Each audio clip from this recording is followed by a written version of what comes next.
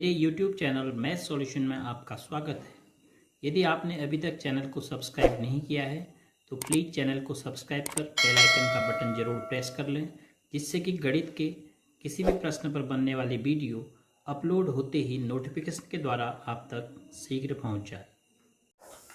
कक्षा 9 के विद्यार्थियों के लिए आज प्रश्नावली 10.5 के प्रश्न संख्या 5, 6, 7 और 8 की चर्चा करेंगे। तो सबसे पहले प्रश्न संख्या 5 है। आकृति 10.39 में जो यह आकृति दी है, एक वृत्त पर ए बी सी और डी 4 बिंदु हैं, ए बी सी और डी।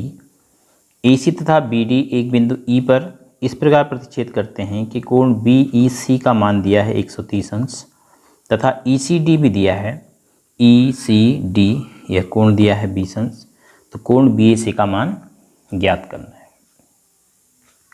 तो जो भी सूचनाएं आपको दी हैं उस आधार पर हम और क्या प्राप्त कर सकते हैं यह सोचेंगे।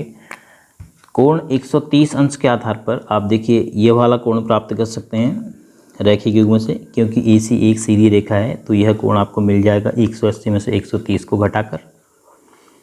बी ए सी का मान आपने ज्ञात करना है तो आप ए बी ई ज्ञात कर सकते हैं।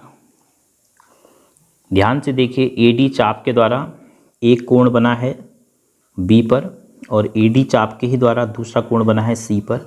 बी और सी ए डी चाप के अलावा शेष वृत्त के बिंदु हैं, तो अर्थात कोण बी ए ई और कोण ई सी डी दोनों एक ही वृत्तखंड के कोण हैं। यह भी 120 अंश हो जाएगा, यह आप प्राप्त कर सकते हैं। तो त्रिभुज बी ए ई के दो अंतः कोण आपको मिल गए, तो तीसरा आप ज्ञात कर पाएंगे। तो सबसे हम पहले कोण लिखते हैं, कोण बी ए बी ई। कोण ए बी ई बराबर होगा कोण ई सी डी, एक ही वृत्तखंड के कोण। क्योंकि आप ए और डी को अगर आप मिला दोगे तो देखो एक ही वृत्तखंड के कोण, एक वृत्तखंड ये नीचे वाला और एक ऊपर वाला, तो एक ही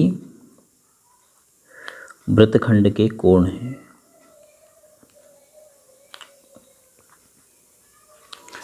तो कोण ए बी ई का मान आपको मिल जाएगा ई सी डी के बराबर 20 अंश। अब कोण ए ई बी, कोण ए ई बी धन कोण बी ई सी, इन दोनों को आप जोड़ेंगे तो 180 अंश। क्यों? क्योंकि ए सी एक सीधा रेखाखंड है और ये दोनों कोण रैखिक युग्म के कोण हैं। तो आप कारण देंगे रैखिक युग्म, दोनों कोण से रैखिक युग्म बन रहा है।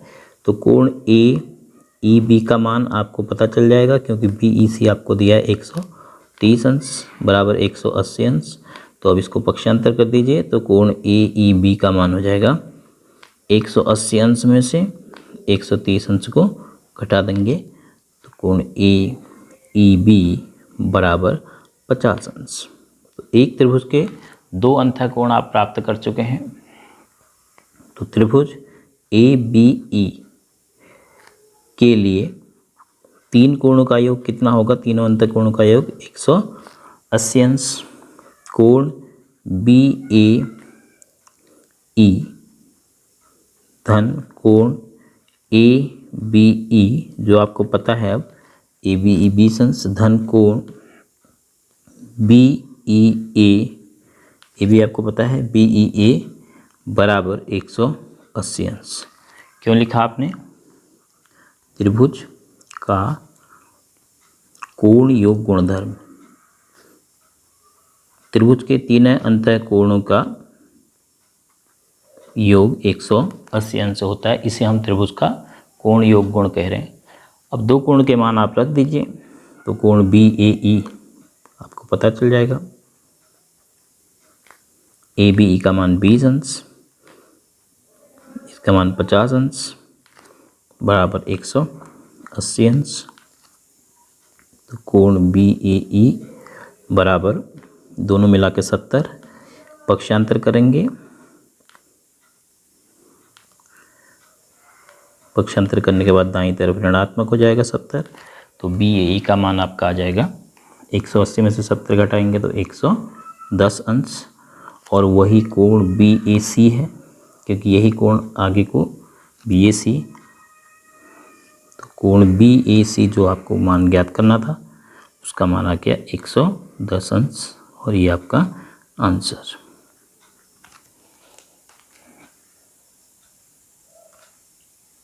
प्रश्न संख्या 6 है, ABCD एक चक्रीय चतुर्भुज है जिसके विकर्ण E पर प्रतिच्छेद करते हैं। AC और BD विकर्ण E पर प्रतिच्छेद कर रहे हैं। यदि कोण DBC का मान 70 अंश है, कोण BAC का मान 30 अंश है, तो BCD का मान ज्ञात कीजिए। देखो BCD अर्थात पूरा कोण ये ज्ञात करना है आपने। पुनः AB बराबर BC हो तो कोण ECD का मान, फिर ये मान अलग से ज्ञात करना है। तो देखिए, अगर आपको कोण C का मान ज्ञात करना है तो सोचिए कि अगर A का मान पता चल जाए पूरे कोण का, क्योंकि चक्रीय चतुर्भुज है तो A और C सम्मुख कोण हैं, दोनों को जोड़ के 180 अंश आएगा। एक का मान हमें पता होगा तो दूसरे का मान हम बता सकते हैं। अब A पर जो दो कोण बन रहे हैं BAC तो हमें पता है, CAD नहीं पता है, लेकिन CAD अप्रत्यक्ष रूप से आपको पता है। आपने सोचना है कि CAD कितना होगा। इस तरफ से देखिए, CD जीवा के द्वारा वृत्त दो अंतःखंडों में विभाजित हो गया, एक के नीचे का और एक के ऊपर का पूरा।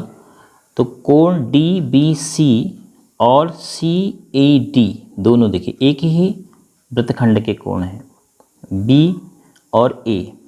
CD चाप के अतिरिक्त वृत्त के शेष भाग पर बिंदु हैं और दोनों बिंदुओं पर चाप CD के द्वारा ही कोण बनाया गया है, तो ये दोनों कोण एक ही वृत्तखंड के कोण होंगे।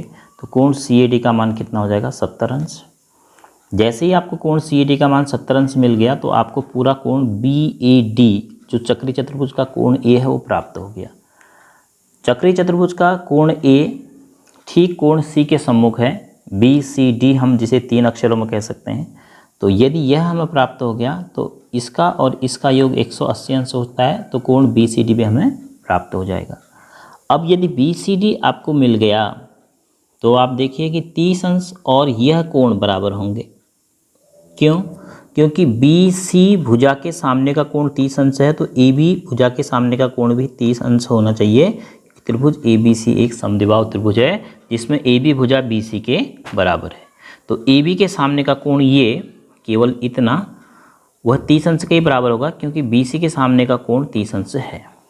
तो हम पूरे कोण C में से इस 30 अंश को घटा देंगे तो हमें यह प्राप्त हो जाएगा, जिसका नाम हम ECD कह रहे हैं। तो सबसे पहले हमें क्या मिला? कोण CAD। तो कोण CAD बराबर हमने लिखा कोण DBC। क्यों? कारण एक ही वृत्तखंड के कोण।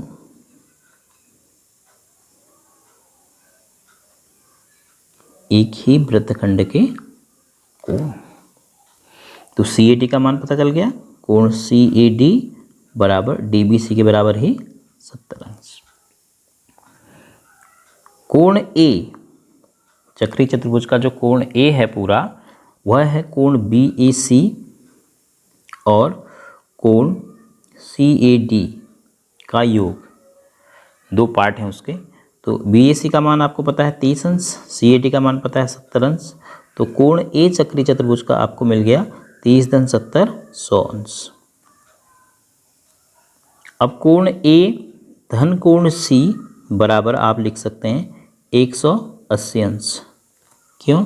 क्योंकि ABCD एक चक्रीय चतुर्भुज है और चक्रीय चतुर्भुज के सम्मुख कोण समपूरक होते हैं। A का मान 100 अंश है, धन कोण C बराबर 180 अंश। तो अब आप सोचिए 100 अंश को यहाँ ले जाएंगे, पक्षांतर होगा, तो कोण C बराबर आपके पास मिल जाएगा 80 अंश। तो कोण C का मान है 3 अक्षर में BCD। तो कोण BCD बराबर हो गया 180 अंश। अब त्रिभुज ABC में AB बराबर BC ऐसा आपको दिया है, कहा है कि AB BC के बराबर है। तो किसी भी त्रिभुज में यदि दो भुजाएं बराबर होते हैं तो उनके सम्मुख कोण ए बी के सामने का कोण कोण बी सी ए बराबर कोण बी ए सी होगा। समान भुजाओं के सम्मुख कोण।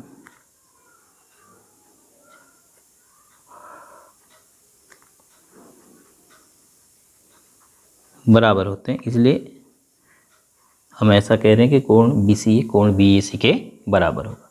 तो कोण बी सी ए का मान भी आपको पता चल गया, क्योंकि बी ए सी का मान कितना है 30 अंश।